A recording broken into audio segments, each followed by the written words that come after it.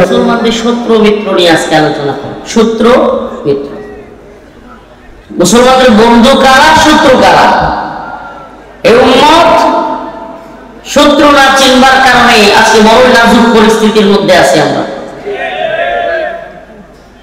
বর্তমান বাংলাদেশের হালত হলো এমন, শত্রুরা অস্ত্র নিয়ে আমাদেরকে হুমকি দিচ্ছে, সীমান্তের কাঁটাতারের বেড়ায় লাশ ফেলে দিচ্ছে, লাশ ঝুলিয়ে রাখতেছে, আমাদের দেশ দখল করবার ষড়যন্ত্র করতেছে, বারবার বলতেছে।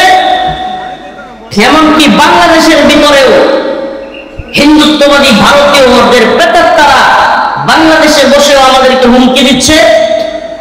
আমাদের আদালত প্রাঙ্গণে চট্টগ্রামে সাইফুল ইসলাম আলিফকে হত্যা করতেছে, আর আমরা তাদের বিরুদ্ধে আন্দোলন করবার সময় একটা খেলনা রাইফেল, কাঠের একটা খেলনা রাইফেল নিয়ে আন্দোলন করবার কারণে এদেশের তথাকথিত হিন্দুত্ববাদী প্রশাসন, এদেশের তথাকথিত তাগুতি জালেম প্রশাসন আমাদের এক ভাইকে অযথাই গ্রেফতার করতেছে। আশ্চর্যের বিষয়। আপনারা যুবক ভাইরা বেশি কথা বলতেছেন, ওই সময় করে দেখতেছি কথা বন্ধ রাখবা নাকি একেবারে ঠিক করে বসায় দিয়ে গাড়ি দেবেন, বেশি কথা বলে। আমরা একদিকে আমাদের ভাইদেরকে হত্যা করা হচ্ছে, চট্টগ্রামে সাইফুল ইসলাম আলিফ একজন অ্যাডভোকেট, রাষ্ট্রীয় পিপি, আপনারা ভুলে গেছেন নাকি সব ভুলে যান? খুব দ্রুত ভুলে যাওয়া জাতি আমরা। 4.5 বছর নেতা বাটপারি, সিটারি, টেন্ডারবাজি, সাদাবাজি, রাস্তার সবকিছু মাইরা খায়া, স্কুল কলেজ ভার্সিটির এমনকি বাথরুমের কমকটা পর্যন্ত খায়া ফেলে। 4.5 বছর যাওয়ার পর ওই তফসিল ঘোষণার পরে একটা বড় গরু জবাই করে দেয়, আর এই বাঙালি চিৎকার করে কয় আমার নেতার চরিত্র ফুলের মতো পবিত্র। আবার কয় ঠিক। এটাই তো আমাদের চরিত্র। 4.5 বছর ধোঁকাবাজি, সাদাবাজি, টেন্ডারবাজি, মানুষের মাইরে খাওয়া, কথা না শুনলে মামলা দেয়া, কথা না শুনলে কমন একটা কাহিনী, কথা না শুনলে মামলা দেয়া, মানুষের উপর জুলুম করা, তার নিজস্ব বাহিনী তৈরি করা, বিভিন্ন রাস্তার, স্কুলের, ভার্সিটির বিভিন্ন জায়গায়, এমনকি মসজিদের ওই যে কমোড আছে না বাথরুমের, ওগুলো সহ খায়া ফেলে। এগুলো তো আর খাইতে পারে না, ওগুলো টাকা খায়া ফেলে। খাইতে পারলে ওগুলো সাইটে খায়া ফেলতো। এত কিছুর পর ঠিক 3 মাস আগে তফসিল ঘোষণার আগে বড় করে 2টা গরু জবাই করবে, আর হলো কিছু পকেটে টাকা মাইরা দিবে। এই জনগণ 5 বছর কি হয়েছে না হয়েছে সব বলে গেছে। সে বলবে আমার তো কিছু করেনি, আমরা ভুলা জাতি। নজরুল এই জন্য দেখবেন ঘুরা ফিরা জালেমরা বিরাট জুলুম করার পরেও খুন, গুম, নির্যাতন, নিপীড়ন, অত্যাচার, আলেমদেরকে হত্যা, দেশকে ভারতের কাছে বিক্রি করা, আলেমদেরকে রিমান্ডের নামে নির্যাতন করা, হাজার হাজার ছাত্র জনতা থেকে গুলি করা, ছোট বাচ্চাকে হেলিকপ্টার থেকে গুলি করা, সব করার পরে আয়নাঘর তৈরি করা, মাসের পর মাস, বছরের পর বছর ছোট্ট ছোট্ট রুমের ভিতরে পাখির মতো বন্দি করে মানুষকে রেখে দেওয়া, এত জুলুম করবার পরেও কিছুদিন পরেই এই বাঙালি আবার ভুলে গিয়া ওদের কথাই বলা শুরু করে। আস্তাগফিরুল্লাহ। প্রিয় ভাইরা আমার, বন্ধুগণ আমার, এই জন্য আমাদেরকে শত্রু মিত্র চেনা লাগবে। আমরা প্রকৃত শত্রু মিত্র যদি চিনতে না পারি, ভুলে যাই, তাইলে কিছুদিন পর পর জীবন দিতে থাকবো, ঝামেলা পোহাইতে থাকবো, ঝামেলা চলতেই থাকবে। হুজুর এগুলো শুনে আমাদের লাভ আছে? আপনাদের এদিকে বেশি চাষ হয় কি ধান, আম নাকি কোনটা? ধান, মাছ? মাছ। তো হুজুর আমরা তো এত চিন্তা করে লাভ আছে, মাছের ঘের আছে, ঘের কয় না, ঘেরের মধ্যে মাছ চাষ করব, মাছ মারাবো, খাবো, ফুর্তি করব, মাঝে মাঝে প্রয়োজনে মাহফিলে আসবো, আপনাদের মতো বড় কি বলে পরিচিত ভাইরাল বক্তা আসলে আমরা হেদায়েতের জন্য আসবো না হুজুর, আসবো হইলো আপনাদের মতো এই তথাকথিত ভাইরাল বক্তা আসলে একটু দেখতে আসবো। নামাজ রোজা আমাদের তেমন একটা দরকার নেই, করিও না, এরপরে হইলো যদি গান বাজনা হয়, বড় ধরনের কোনো যাত্রা পালা হয়, এইটা দিয়ে না, এটা মাথার নিচেরটা দিয়ে না, এগুলা দিলে এটা দেন। হ্যাঁ, এটাই না, তো গান বাজনা হইলে আমরা ওখানেও যাবো, সবকিছু করবো, ঘেরের মধ্যে মাছ ধরবো, এগুলো তো আমাদেরকে কি শুনাইতেছে? এগুলা শুনে আমাদের কোনো দরকার আছে? আমার আম্মা, আমার এক ভাই ছিল, আওয়ামী লীগ করতো, আল্লাহ হেদায়েত দিছে। আমার এক ভাই কি করতো? আওয়ামী লীগ করতো, আল্লাহ হেদায়েত দিছে, মুসলমান হয়েছে, আলহামদুলিল্লাহ। তো এখন আমি মাঝে মাঝে, সে যখন আওয়ামী লীগে ছিল, ঝগড়া লাগতো আমার সাথে, বিভিন্ন তর্ক বিতর্ক লাগার পরে, ভাইয়ের সাথে তর্ক বিতর্ক লাগলেই আম্মা খেতে যাইত।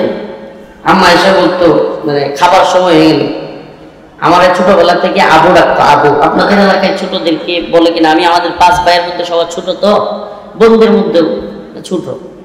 তো বলে আম্মা দমক দিয়ে বলতো, আবু হ্যাঁ দেয় কাম নাই তোমার, নেত্রকোনার বাসায় বলতেছে, হ্যাঁ কাম নাই তোমরা, তাড়াতাড়ি আয়োসে খাও, এই কেলা কি করছে, হাসিনা কি করছে, তাহলে এবার পর লাগতো না, আয়ো। আমরা 2 ভাই ঝগড়া লাগতাম, বুঝতো যে ঝগড়া লিমিট ক্রস হইলে পরে আবার ঝামেলা। এর লেগে আম্মা দমক দিয়ে কইতো, খায় কাম নাই, আয়োসে। এখন কয়েকদিন পর মনে করেন পানের দাম বেড়ে গেছে, পান, আম্মা বিশাল পান খায়, মানে একবারে এমন অবস্থা যে সকাল থেকে দুপুর হয়ে গেছে, ভাত খাওয়ার খবর নাই, খুঁজে খুঁজে ভাত খাওয়াইতে হয়, কিন্তু পান খাইয়া ফেলছে 8-10 বার, এমন অবস্থা আর কি। তো পানের দাম, এখন ভাইয়ে পান আনছে অল্প, বাবু তোমার ভাইয়ে খালি পান কম আনো কেন, পানের দাম গুলি বিরাট বাড়ছে। আমি কইছি এখন এগুলো আমার জিজ্ঞাসা করো না, জিজ্ঞেস করিও না, এই যে কয়েকদিন আগে রাজনীতির কথা কইছিলাম, বলতে দিলাম না, তো এটার লেগে পানের দাম বাড়ছে। বাস্তবতা, জাতীয় আন্তর্জাতিক পরিস্থিতির সাথে আপনার পানের দাম, মাছের দামেরও কিন্তু সম্পর্ক আছে, আছে না নাই? রাষ্ট্রের পরিস্থিতির সাথে আপনার মাছের দামেরও কি আছে? তাইলে যে জনতা সচেতন না, সে দুনিয়াবি ভাবেও শত্রু মিত্র না চেনার কারণে দুনিয়াবি ভাবেও লাঞ্ছিত হয়, দুনিয়াবি ভাবেও ক্ষতিগ্রস্ত হয়, আখিরাতেও তার ক্ষতিগ্রস্ত। তাইলে আমাদেরকে শত্রু মিত্র চিনতে হবে কি হবে না? আমাদের ভাই সাইফুল ইসলাম আলিফকে হত্যা করছে, ভুলে গেলে চলবে? চট্টগ্রামের দিনে দুপুরে একজন রাষ্ট্রীয় উকিল, এই আঙ্কেল, এই যে এই ধরনের হাতি ঘোড়া যেগুলোর হাত পা বোঝা যায়, এই সমস্ত প্রাণীর ছবি বা প্রাণীর মূর্তি, পুতুল, এগুলো বাচ্চাদেরকে কিনে দিবেন না। কি করবেন না? আমাদের বাচ্চাদেরকে এখন থেকে, ছোটবেলা থেকে মুসলিমদের বাচ্চাদেরকে মূর্তিবিহীন সংস্কৃতির শিক্ষা দিতে হবে, নাইলে এরা আবার আওয়ামী লীগের মতো নিজের বাপ দাদার মূর্তি বানাবে। ঠিকই ঠিক না? আমাদেরকে মূর্তি বিরোধী হইতে হবে। আমাদের নবী ইব্রাহিম আলাইহিস সালাম মূর্তি বিরোধী ছিলেন, ভাস্কর্য বিরোধী ছিলেন। এই ভাস্কর্যের নামে বলেন, মূর্তির নামে বলেন, আমাদের নবী সরদারে দু আলম মুহাম্মদ আরবি সাল্লাল্লাহু আলাইহি ওয়াসাল্লাম মূর্তি বিরোধী ছিলেন। কাবার ভিতরে থাকা সমস্ত মূর্তিগুলো ভেঙে ফেলেছিলেন। ইব্রাহিম আলাইহিস সালাম সমস্ত মূর্তি ভেঙে ফেলেছিলেন। আমাদের চেতনা মূর্তি ভাঙার চেতনা। আমাদের চেতনা কি? মূর্তি ভাঙার চেতনা। এজন্য 5 আগস্ট আসতে দেরি হয় নাই, 16 মিনিট যাইতে পারে নাই। 16 বছরে যে মূর্তি মুজিবের বানাইছিল 16 মিনিট যাইতে পারে নাই, কল্লা ধরে মারছে টান, মূর্তি হয়ে গেছে খান খান। এটা আমাদের ঐতিহ্য, এটা আমাদের ইতিহাস, এটাই আমাদের চেতনা। ইব্রাহিমের চেতনা কি? মূর্তি গড়ার, মূর্তি তৈরি করার চেতনা, নাকি মূর্তি ভাঙার চেতনা? আমাদের চেতনা হলো মূর্তি ভাঙবার চেতনা। আমরা মূর্তিকে ভাঙবো, কখনোই মূর্তি বানাবো। আপনাদেরকে একটা তথ্য দিই, উলামায়ে কেরাম এখানে আছেন, প্রয়োজনে যাদের জানা নাই জেনে নেবেন। ইসলামী শরিয়া, ইসলামী খিলাফার অধীনস্থ রাষ্ট্রে যদি হিন্দু ধর্মাবলম্বীরাও থাকে, সনাতন ধর্মাবলম্বীরাও থাকে, তারাও তাদের ধর্ম পালন করতে পারবে, কিন্তু ডাকডোল পিটায়া রাস্তাঘাটে এই হই হুল্লোড় কইরা করতে পারবে না। নিজেদের অঙ্গনে, নিজেদের গণ্ডির ভিতরে রাখা, আবার নতুন নতুন সংস্করণে, নতুন নতুন পূজার নতুন নতুন সিস্টেম চালু করতে পারবে না। এটা যেমনি ভাবে ওদের ধর্মে নাই, আমাদের ধর্মে নাই। অতএব যেখানে ইসলামী শরিয়া ধর্মীয় তোমাকে তোমার ইবাদতের সুযোগ দিবে, কিন্তু ডাকডোল পিটাইয়া বাহিরে না, তাইলে নিজেরা আবার কিভাবে মূর্তি বানাইতে পারি? নিজেরা আবার কিভাবে মূর্তি বানাইতে পারি? নাউজুবিল্লাহ। আল্লাহ তাআলা হেদায়েত দান করুন, বলে আমিন। ইয়া আইয়ুহাল্লাযীনা আমানু লা তাত্তাখিযুল ইয়াহুদা ওয়ান নাসারা আউলিয়া বা'দুহুম আউলিয়াউ বা'দ ওয়া মান ইয়াতাওয়াল্লাহুম মিনকুম ফাইন্নাহু মিনহুম ইন্নাল্লাহা লা ইয়াহদিল কওমাজ জালিমিন। ও প্রিয় দেশবাসী, ও কেশবপুরের মুসলমান, আমার আজকের আলোচনা আপনাদের সম্মুখে এজন্যই এই বিষয়ের আলোকপাত করার প্রয়োজনীয়তা বোধ করছি। আমাদের বর্তমান বাংলাদেশ, বিশেষ করে উপমহাদেশ, মুসলিম অধ্যুষিত এই বঙ্গ, এই মুসলিম বঙ্গে আগামী 3 থেকে 4 মাস খুব ভয়াবহ পরিস্থিতি হবে। আমাদের পার্শ্ববর্তী দেশ ভারত বাঙালি মুসলিমদের ভ্রমণ নিপীড়নের জন্য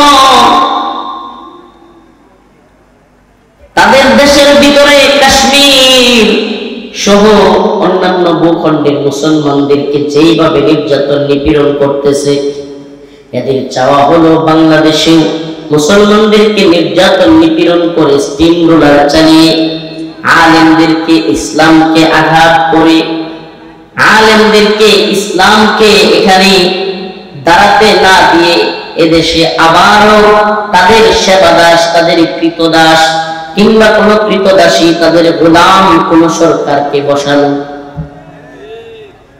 তাদের এই প্ল্যানিং প্রায় চূড়ান্ত। তারা এখনো স্বপ্ন দেখে বাংলাদেশে আবার আধিপত্য বিস্তার করে তাদের একজন কৃতদাস, সেবাদাস সরকার বসিয়ে আমাদেরকে গোলামি করাবে।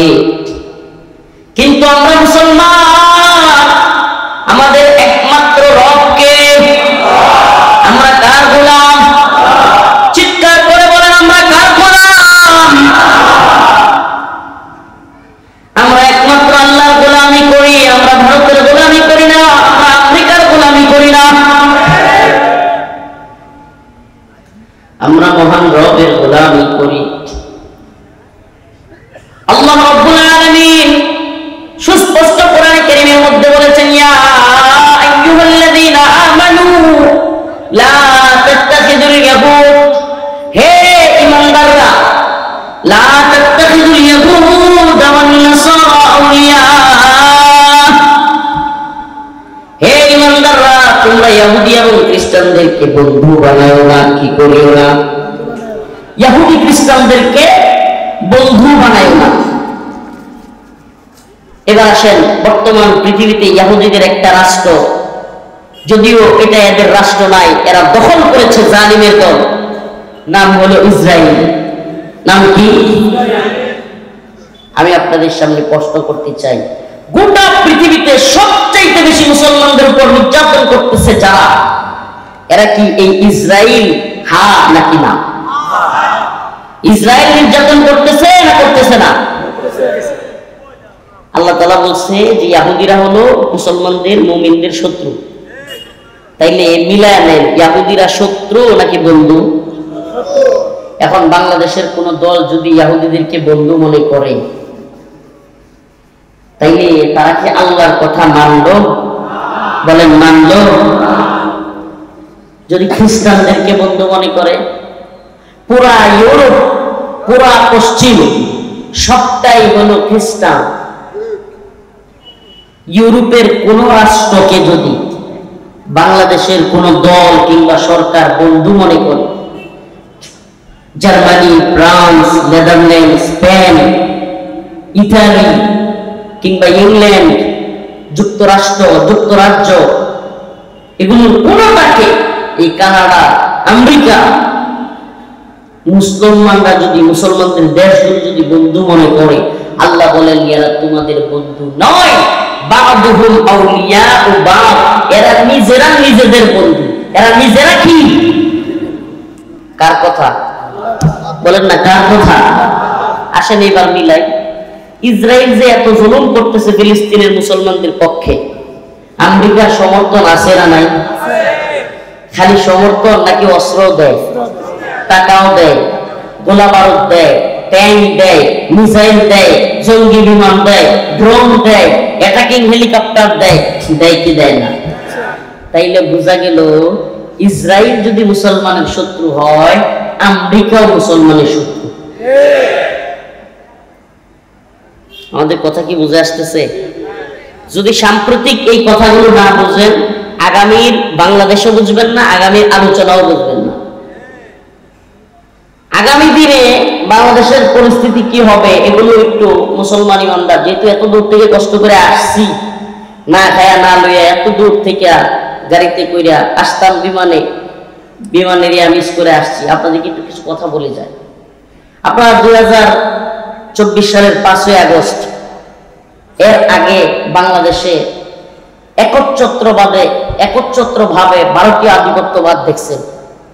যে সরকার ছিল আওয়ামী লীগের শেখ হাসিনা সরকার, এটা ছিল ভারতের গোলাম সেবাদাসী, ভারতের গোলামীর সরকার। এতদিন চলতো 5ই আগস্টের আগে ভারতের গোলামি, এখন নতুন করে শুরু হয়েছে আমেরিকার গোলামি। আপনারা কি এটা বুঝতে পারেন? আমি খুব সহজ ভাষায় শক্ত কথাগুলো বলে ফেলি, এতে কিছুই যায় আসে না, আল্লাহ মাফ করুক। কারণ এই উম্মতের সামনে আমাদেরকে অবশ্যই সঠিক সত্য কথাটা উপস্থাপন করতে হবে। এতদিন চলতো ভারতের গোলামি, এখন চলে আমেরিকার গোলামি। এজন্য আমি প্রায় প্রোগ্রামে বলে থাকি, গোলাম চেঞ্জ হয়েছে, মনিব চেঞ্জ হয়েছে, প্রভু চেঞ্জ হয়েছে, কিন্তু গোলামগুলো চেঞ্জ হয় নাই, একই রয়ে গেছে। বাংলাদেশের রাজনৈতিক দলগুলোর গোলামি চামচামি এখনো চলছে। মনিব চেঞ্জ হয়েছে, ভারত থেকে মনিব আমেরিকার দিকে গেছে, না জানি আল্লাহ, না জানে আল্লাহ ভালো জানে সামনে কোন দিকে চলে যায় প্রভু। রাশিয়া, এদেশের কোন রাজনৈতিক দলের মনিব প্রভু হলো রাশিয়া, কোনটার চীন, কোনটার আমেরিকা, কোনটার ভারত। নাউজুবিল্লাহ। এদেশের তথাকথিত দেশপ্রেমিক ধ্বজাধারী স্লোগানধারী রাজনৈতিক নেতারা, এরা আল্লাহর কোরআন অবমাননা হইলে প্রতিবাদ জানাইতে পারে না। এরা আল্লাহর কোরআনকে পায়ের নিচে রাইখে লাথি মারলে নাউজুবিল্লাহ, আল্লাহর কোরআনকে ছিঁড়া লাথি দিয়া ফেসবুকে ভিডিও আপলোড দিলে এদের চেতনা জাগ্রত হয় না, এরা কোনো প্রতিবাদ জানাতে পারে না। এদেশে আল্লাহ রাসূলকে নিয়ে কটূক্তি করলে এরা কোনো প্রতিবাদ জানাইতে পারে না। এদেশের মধ্যে ইসকন আমাদের ভাই আলিফকে হত্যা করলে এদের কোনো শক্ত আওয়াজ দেখা যায় না। ধরবার জন্য, মামলা করবার জন্য এদের কোনো প্রচেষ্টা দেখা যায় না। এদেশে ইসকনের সন্ত্রাসীরা একজন আলেমকে গুম করে পায়ে হাতে বেঁধে তারপরে সীমান্তের কাছাকাছি নিয়ে ফেলে দিলে, কুড়িগ্রামে নিয়ে কিংবা পঞ্চগড়ে নিয়ে ফেলে দিলেও এদেশ গরম হয় না, গ্রেফতার হয় না। কিন্তু আমাদের একজন ভাই ইসকনের বিরুদ্ধে, হিন্দুত্ববাদীদের বিরুদ্ধে আন্দোলনে একটা খাটের রাইফেল নিয়ে যাওয়ার কারণে আমাদের ভাইকে তুরাক টানায় গ্রেফতার করা হয়।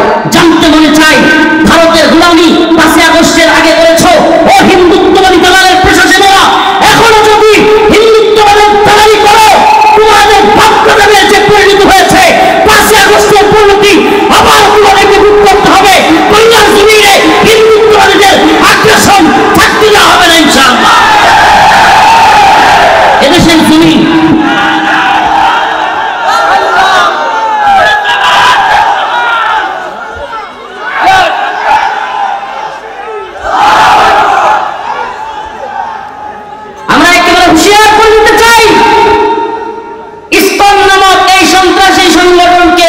করতে হবে।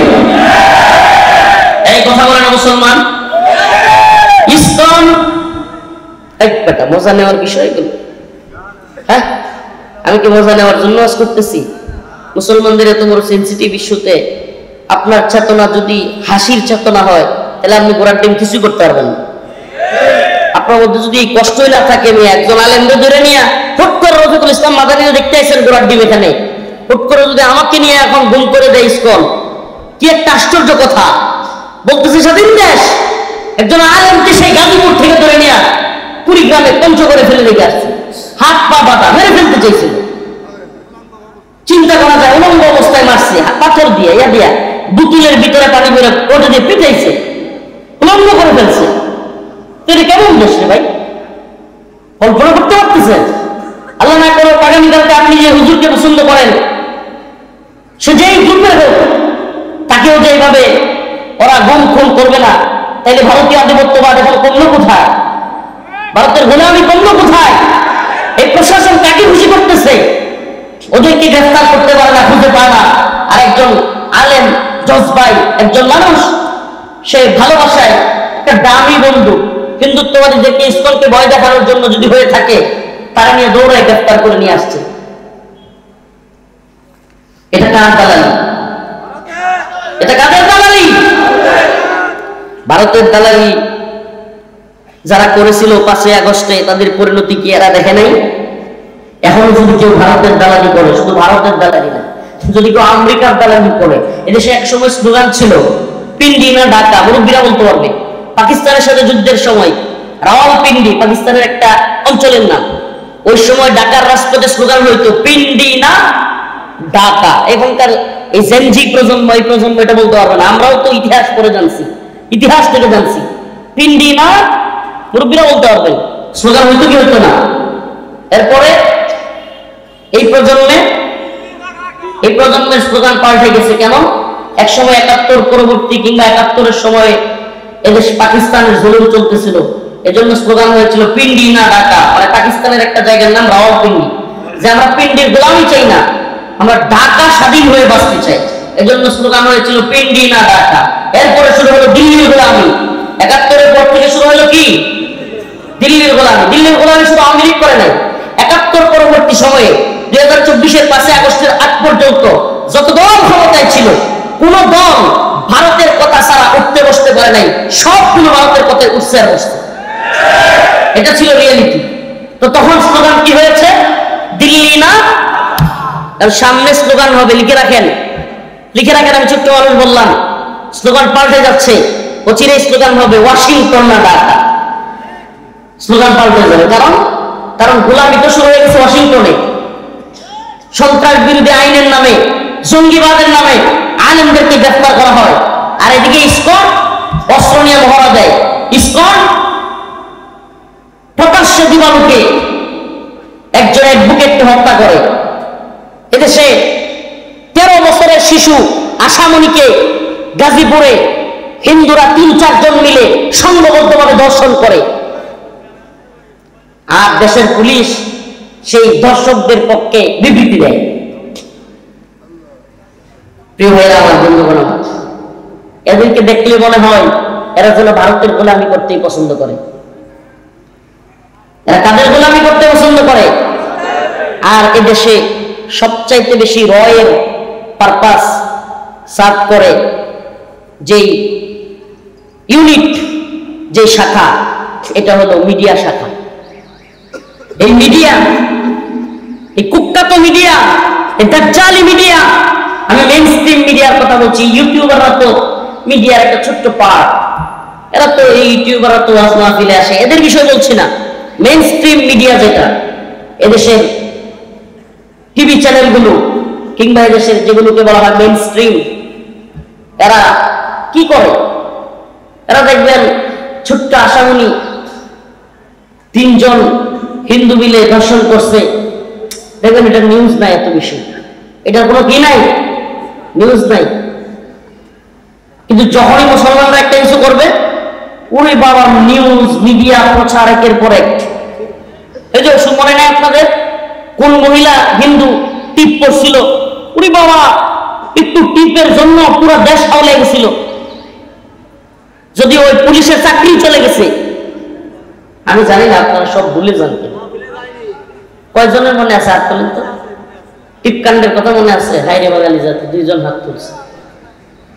আস্তাগফিরুল্লাহ ওয়া আতুবু ইলাইহি। এত অসচেতন হলে চলে না, আমরা এত অসচেতন বলে এরা আমাদেরকে মারে। সচেতন থাকতে হবে, নাইলে প্রত্যেকটা আঘাতের পাল্টা আঘাত দিবেন কেমনি? বুঝলেন? আমাদেরকে একটা আঘাত করলে ওদেরকে আমরা পাল্টা আঘাত করবো, এটা আমার মুখের কথা, এটা আল্লাহ বলছে, ইন্নাল্লাহা আশতারা মিনাল মুমিনিনা আনফুসাহুম ওয়া আমওয়ালাহুম বিআন্না লাহুমুল জান্নাহ ইউকাতিলুনা ফী সাবিলিল্লাহ ফায়াকতুলুনা ওয়া ইউকতালুন। তোমরা মারো এবং মরো, আগে মারো তারপর মরো, খাইয়া মারার কথা বলে কেন?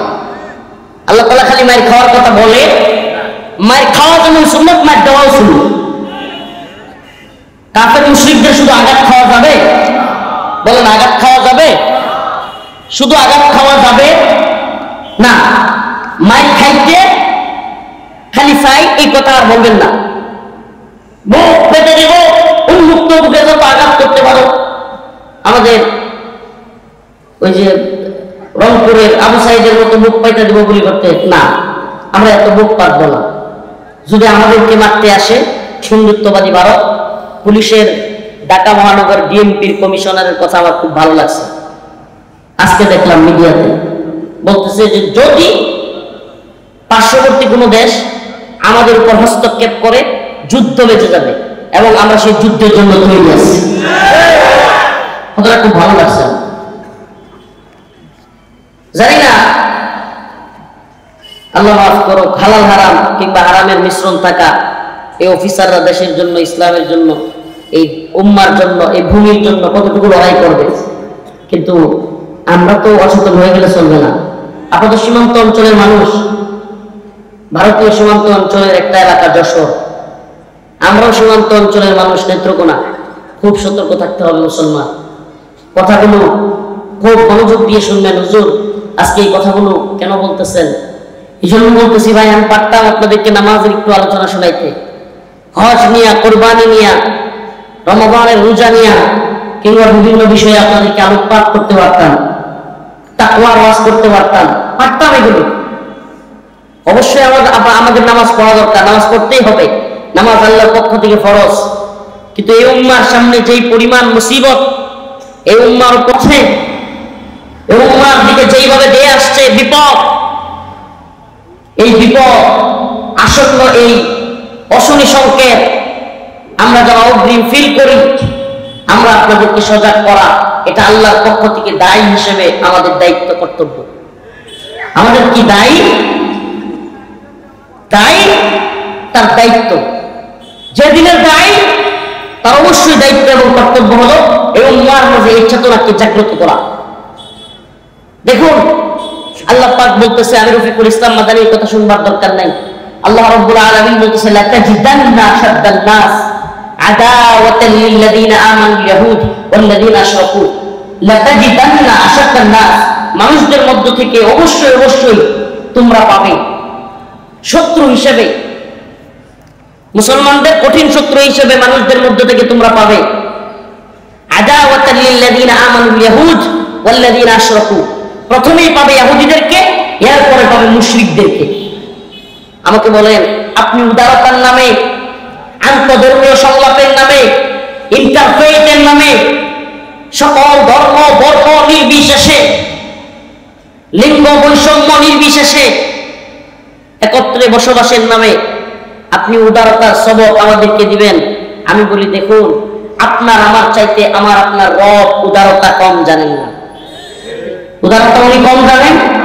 আল্লাহ যদি উদারতা কম জানেন, তাই আল্লাহ পাক কেন বললেন লাতাজিদান্না আশাদ্দান নাস, নাউযুবিল্লাহ, লাতাজিদান্না আশাদ্দান নাস আদাওয়াতান লিল্লাযিনা আমানুল ইয়াহুদ ওয়াল্লাযিনা আশরাকু। আমার আল্লাহ অবশ্যই উদারতা কম জানেন না, আমার আল্লাহর মানবতার অভাব নাই। এজন্য বললাম নাউযুবিল্লাহ, এটা কখনো সম্ভব না। আমার আল্লাহ উদারতা বুঝেন, আমার আল্লাহ মানবাধিকার জানেন, কিন্তু আমার আল্লাহ এও জানেন তিনি যাদেরকে সৃষ্টি করেছেন তাদের চরিত্র কার কেমন। আমার আল্লাহ এও জানেন। এজন্য আল্লাহ বলছেন লাতাজিদান্না আশাদ্দান নাস, মানুষদের মধ্যে থেকে তোমরা কঠিন শত্রু হিসেবে পাবে, কঠিন শত্রু হিসেবে পাবে। আদাওয়াতান, শত্রুতার ব্যাপারে। আল ইয়াহুদ ওয়াল্লাযিনা আশরাকু, প্রথমেই পাবে ইহুদিদেরকে, প্রথমেই তাদেরকে পাওয়া যাবে, এরপরে মুশরিকদেরকে। মিলায় নেন, ও যশোর কেশবপুরের মুসলমান, মিলায় নেন। গোটা পৃথিবীতে মুসলিম উম্মাহ আজ যে নির্যাতন নিপীড়ন হচ্ছে, একটা ফিলিস্তিনে আর একটা কাশ্মীরে, এক জায়গায় ইহুদিরা আরেক জায়গায় মুশরিকরা। দেখছেন? তাহলে আল্লাহ তাআলা যে বলছে ইহুদিরাও মুসলমানদের শত্রু, মুশরিকরাও মুসলমানদের শত্রু। আমরা বলি আমরা উদার। আমরা কোথায় উদার? একজন অমুসলিম অসুস্থ হয়েছে, তাকে চিকিৎসা দেন, কোনো সমস্যা নাই।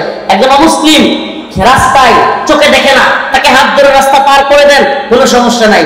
কিন্তু সাবধান, তার ধর্মীয় কোনো উপাসনালয়ে, ধর্মীয় পূজা অর্চনার মধ্যে, তার ধর্মীয় ইবাদতের মধ্যে কখনোই শরীক হবেন না। একটু লবণ দিয়েও যদি শরীক হন, শুভেচ্ছা জানায়ও যদি শরীক হন, ঈমান থাকবে। কথা ভালোভাবে বুঝবেন, কথা ভালোভাবে বুঝবেন। অসুস্থ হয়ে গেছে কোনো মহিলা, সনাতন ধর্মের হইতে পারে, হিন্দু ধর্মের হইতে পারে, বৌদ্ধ, খ্রিস্টান, মারমা, চাকমা, বার্মা, মণিপুরি, যা মন চাই হইতে পারে। তাকে অসুস্থ হয়ে গেছে, চিকিৎসা দেন।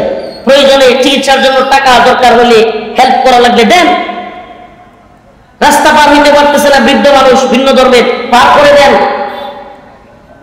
আপনার পরিচিত কোনো সনাতন ধর্মী বা ভিন্ন ধর্মাবলম্বী, তার হঠাৎ করে রাত্রে গাড়ি লাগবে কিংবা সে বিপদে পড়ছে, তাকে উদ্ধার করেন। এটা উদারতা আছে। এই উদারতা ইসলাম শিক্ষা দেয়। কেন? এই আপনার উদারতা দেখে, আপনার চরিত্র দেখে, আপনার ব্যবহার দেখে সেই ব্যক্তি মুসলমান হওয়ার সম্ভাবনা আছে। কিন্তু কখনোই পূজার মধ্যে নাউজুবিল্লাহ আমার রবের সাথে শিরিক হয়। আমার রব আল্লাহ, যিনি আমাকে খাওয়ান, আমাকে পালেন, আমার রিজিক দাতা, আমার পালন কর্তা, আমার সব কিছু যিনি দেন, এই বাতাস, এই পানি, সব কিছু যিনি আমাকে দেন বাঁচার জন্য, সে আল্লাহর সাথে শিরিক হচ্ছে। নাউজুবিল্লাহ। প্রশ্ন করতে চাই, আপনার বাবারে কেউ উলঙ্গ করে পিটাইলে, আপনার মারে কেউ উলঙ্গ করলে, আপনি জীবনে কোনোদিন তার কোনো কাজের মধ্যে শুভেচ্ছা জানাইতে পারতেন? প্রিয় ভাই, আপনার আমার বাবা মা, তাদেরকে বেইজ্জতি করবার চাইতেও আমার রবের সাথে শিরিক করা আর কঠিন থেকে কঠিন গুনাহের কাজ। তাইলে আমার রবের সাথে শিরিক হয়, আমার রবকে শরীক করা হয়, এমন কাজে শুভেচ্ছা জানানো কিংবা তাদের পূজায় শরীক হওয়া, তাদের পূজার মধ্যে গিয়া পাহারার নামে তবারক খাওয়া, নাউজুবিল্লাহ, ওই যে কি কয় এটারে পূজার মধ্যে প্রসাদ খাওয়া, নাউজুবিল্লাহ। ঈমান থাকবে? বলেন থাকবে? নাউজুবিল্লাহ। আল্লাহ হেদায়েত দান করুন, বলেন আমিন। আরো জোরে আওয়াজ করে বলেন আমিন।